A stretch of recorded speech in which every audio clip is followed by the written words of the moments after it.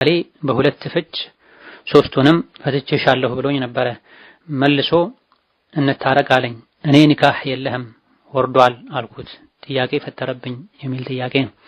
ከኒካህ ጋር ከፍቺ ጋር የተያዙ ጥያቄዎችን በዚህ መልኩ ተረቶ መመለስ ኃላፊነት መውሰድ ስለሚከብድ በተለይ ያለቀ የሚመስል አይነት ኒካህ ሲሆን በሶስት ፈትቻለሁ የሚባልበት ሲሆን በሶስት ኒካህ ወርዷል የሚባልበት ሲሆን ነገሩን ከስር መሰረቱ መረዳት ስለሚያስፈልግ በዚህ መልኩ መመለስ አይቻልም።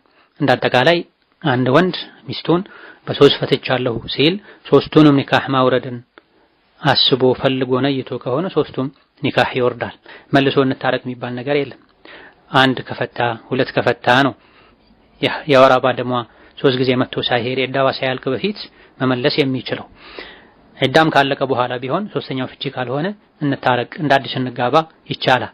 ሶስት ከተፈታ በኋላ እንታረቅ የሚባል ነገር የለም። ሌላ ወንድ በጋብቻ ዓላማ አብራ ለመኖር አግብታ ሁለተኛ ካገባቸው ጋር ሳትስማማ ቀርታ ወይም ሞቶ ድጋሚ በአዲስ ኒካህ መማለስ ነው እንጂ የሚቻለው በሶስት ከፈቷት ሴት ልጅ ጋር እንታረቅ ተብሎ በሽምግልና የሚሆን በምን እንደገና መኖር አይቻልም።